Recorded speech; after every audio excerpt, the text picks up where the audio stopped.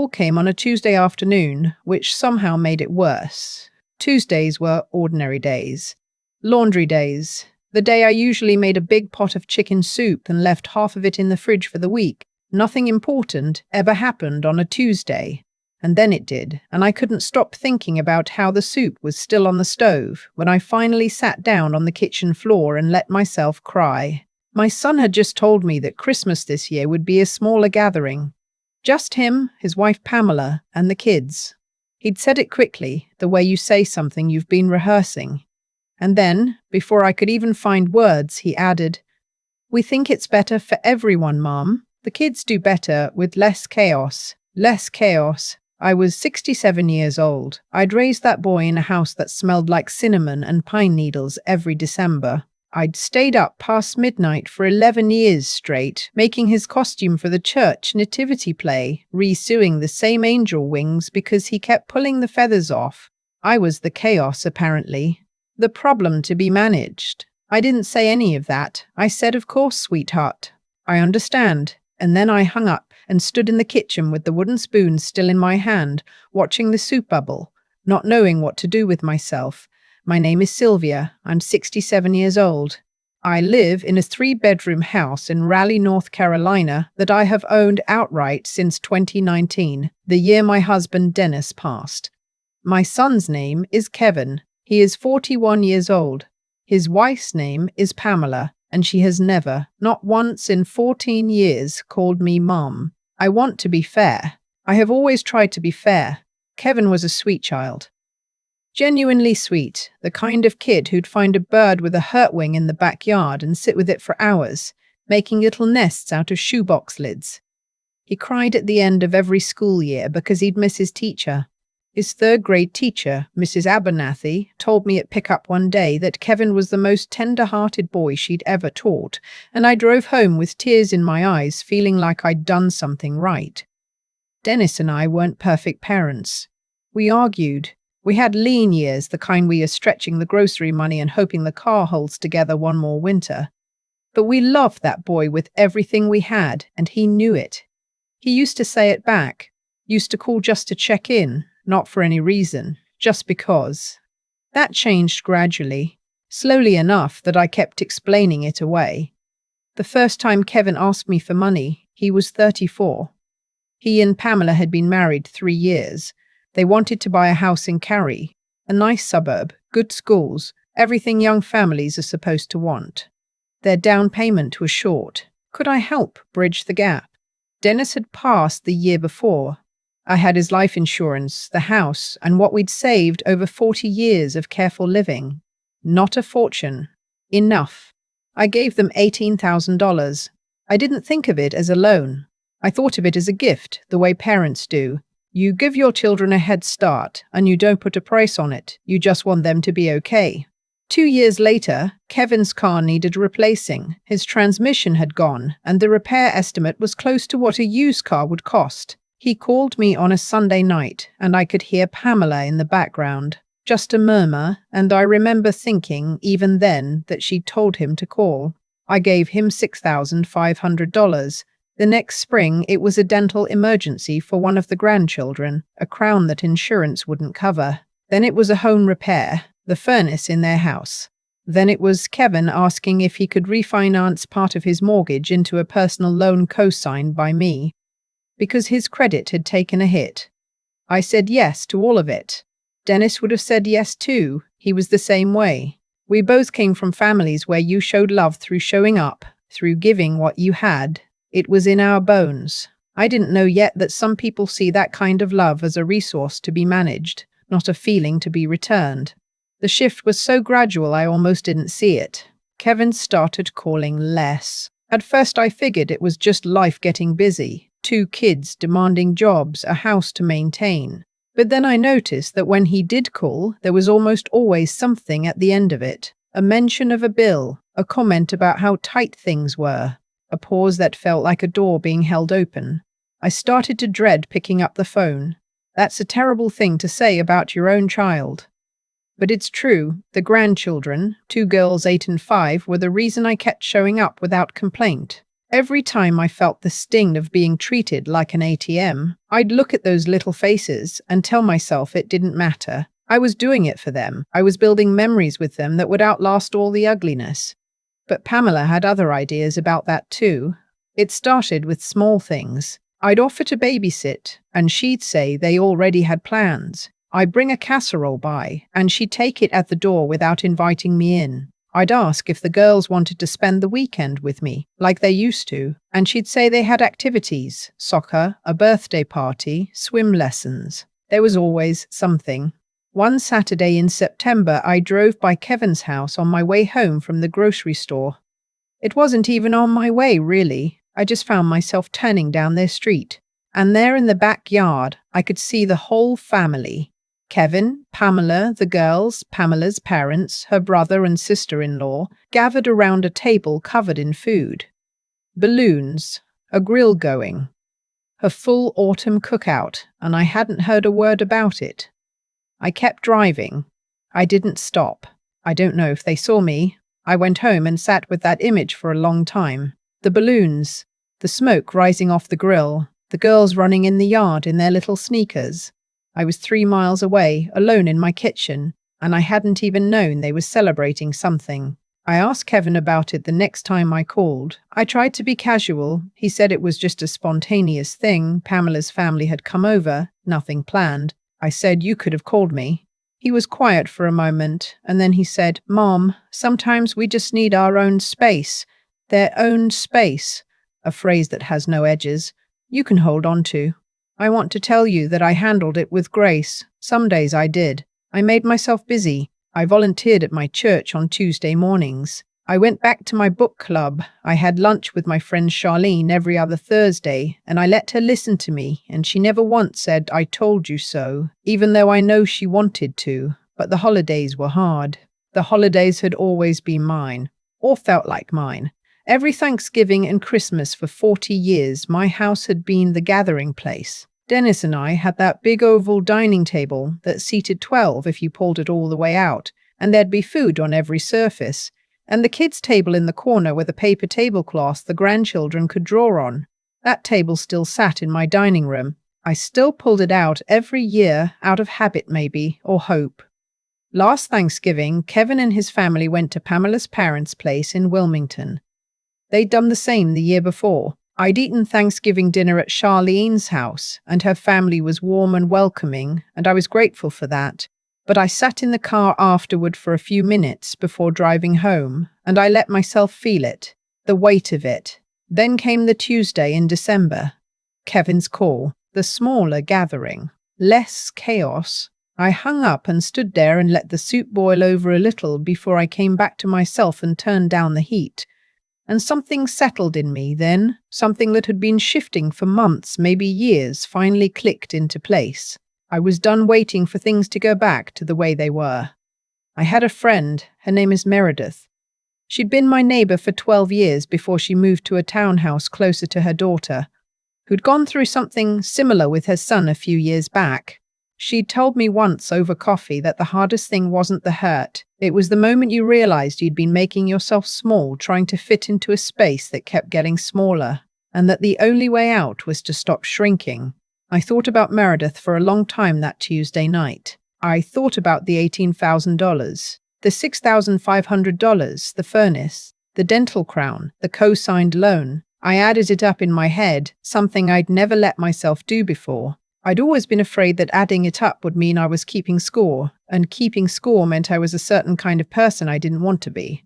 But there's a difference between keeping score and seeing clearly, and I finally let myself see clearly.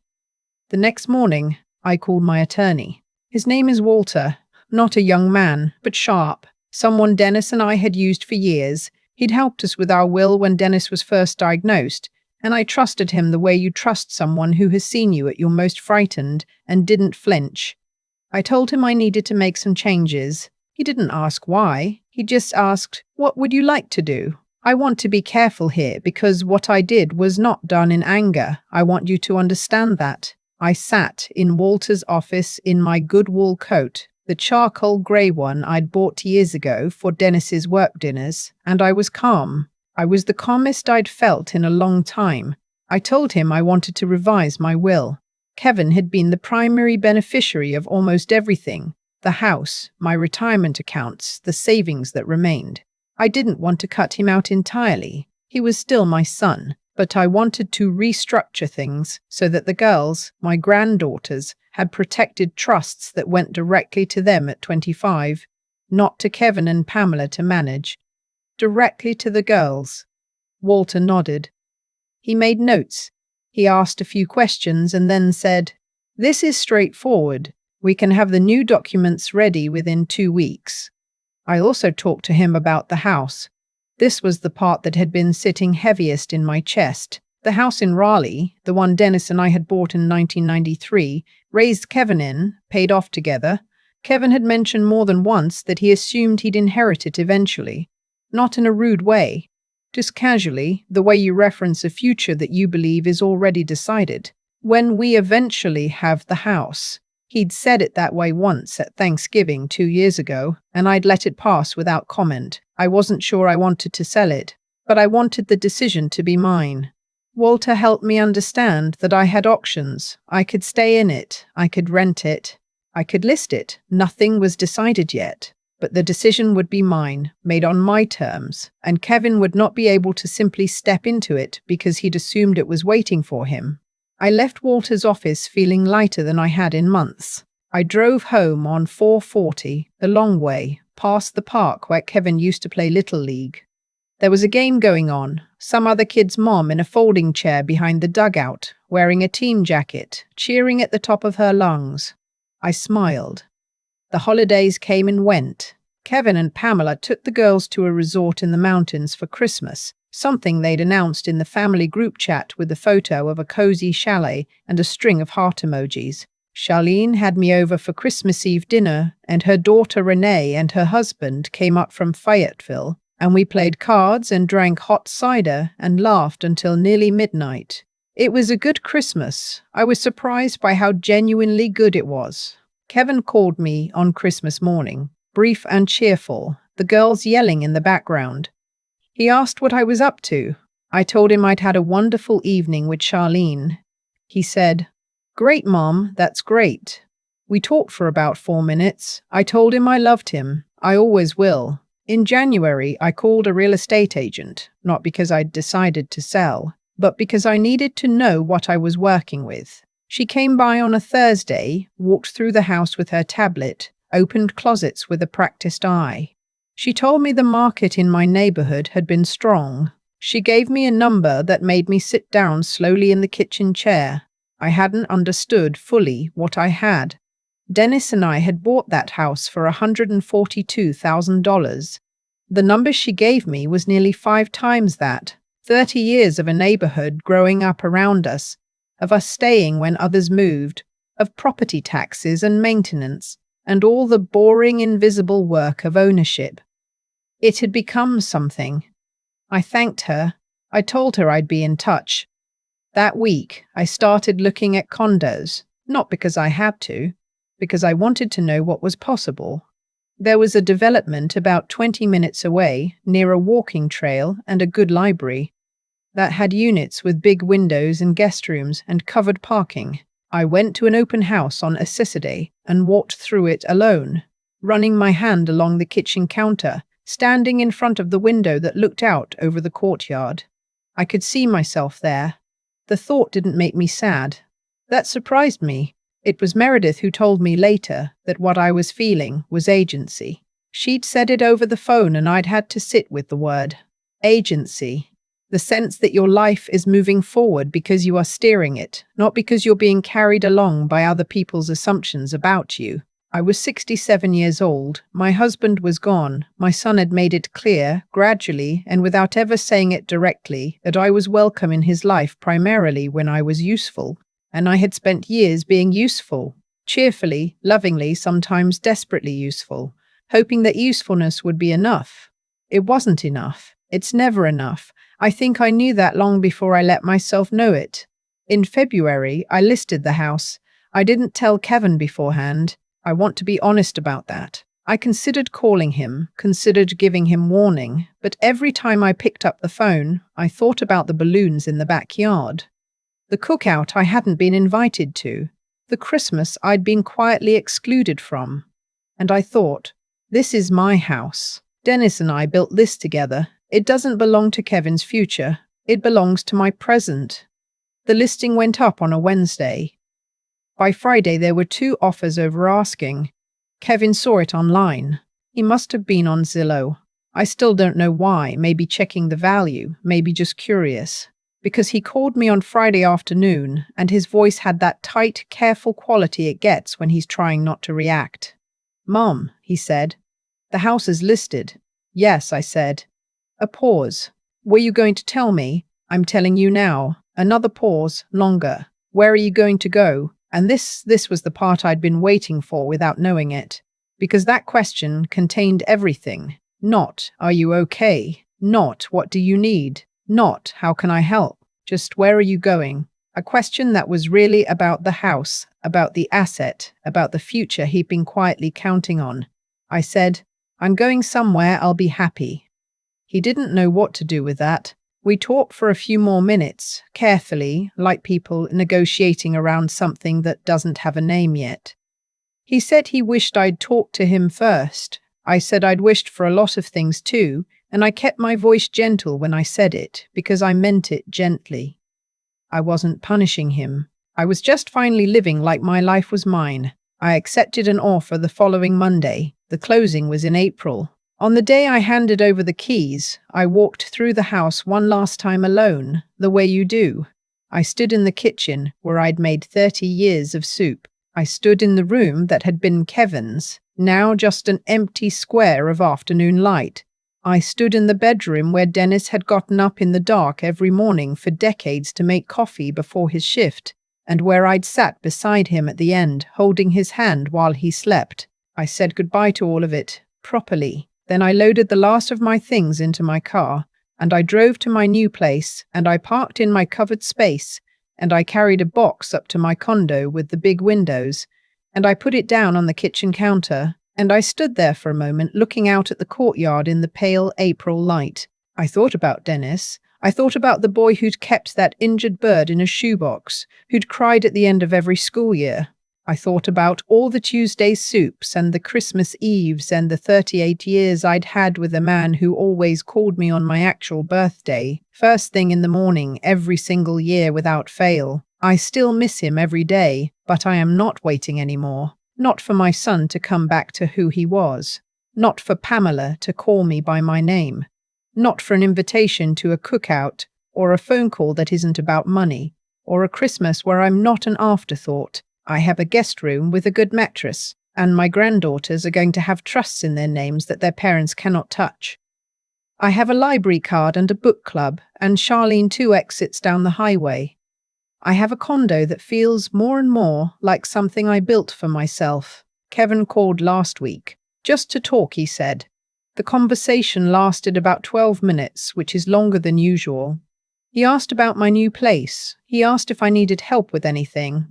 His voice had something different in it, not quite humility, but something adjacent to it, a kind of carefulness. I answered his questions. I told him the place was lovely. I told him the walking trail nearby was beautiful in the spring. I asked about the girls, and he told me about their school play, and I laughed. And for a few minutes it was like something old and good between us, something we hadn't touched in a while. I don't know what comes next. I'm not owed a particular ending. Life doesn't work that way, and I'm old enough to know it. But I hung up the phone and looked around at my kitchen, at the light coming through the big windows, at the little pot of rosemary on the windowsill that I brought from the old garden. And I felt something I hadn't felt in a very long time. Settled. Not happy in a simple way. Not healed, but settled, like a house that has finally stopped shifting, that has found its ground, that knows what it is and what it's worth. I put the kettle on, I made myself a cup of tea, and I sat by the window and watched the afternoon go by, and it was enough. It was more than enough. There's a moment I keep coming back to. Standing in Walter's office in my good wool coat, hands folded in my lap, completely calm. I hadn't expected the calm. I'd expected grief or anger, or at least some trembling version of both. But what I felt was clarity. And I think that clarity was the result of something I'd been building for a long time without knowing it. What happened to me and Kevin didn't happen overnight. Looking back now, I can trace it. The first loan, the second, the co-signed mortgage, the cookout I drove past without stopping. Each moment I said yes when I should have said let me think about. That was a moment I taught someone that my love had no edges. That's not generosity. That's the slow erosion of your own self-worth. And I did it with a smile, because I confused giving with loving, and those are not always the same thing. I think about the kind of person I had to become to walk into that attorney's office. Not hard, not cold, but honest, with myself first. It took me years to understand that real integrity isn't just about how you treat other people, it's about whether you tell yourself the truth. I'd been lying to myself for a long time, calling it patience, calling it grace, when really it was fear. Fears that if I stopped giving, I'd stop being needed. And if I stopped being needed, what was I? That question almost swallowed me whole. And then one Tuesday, with soup boiling over on the stove, I finally let myself answer it. I was someone. Before the loans, before the babysitting, before the co-signed papers, I was already someone. A woman who had built a life with her hands and her stubbornness and her love. A woman whose husband had called her on her birthday, first thing every single year. That woman didn't disappear just because her son stopped seeing her. What I did, revising the will, listing the house, moving into a place that was entirely mine, wasn't revenge. I want to be clear about that. It was the quiet work of reclaiming a life. It required a kind of intelligence I hadn't known I had. The ability to see a situation clearly without the fog of hope distorting everything. To look at the numbers, the patterns, the years of one-sided effort and call it what it was. And then it required something else, the willingness to act anyway. Even when it was frightening. Even when I didn't know how Kevin would respond or whether any of it would matter to him at all. That willingness to move forward when you're scared. To choose yourself even when it costs you something. That's not stubbornness. That's the quiet kind of strength that doesn't make noise, but holds. Sylvia, the version of me sitting by that big window with her cup of tea and her rosemary plant, is not the same woman who stood frozen in that kitchen on a Tuesday afternoon. She grew, painfully, slowly, in the way that real growth always works. I don't know what Kevin will do with the version of me that exists now. That part isn't mine to control, but I know what I'll do. I'll keep showing up for my granddaughters, for Charlene, for the woman I see in the mirror who finally looks like she knows where she lives. That's enough. It has always been enough. I just needed to believe it first.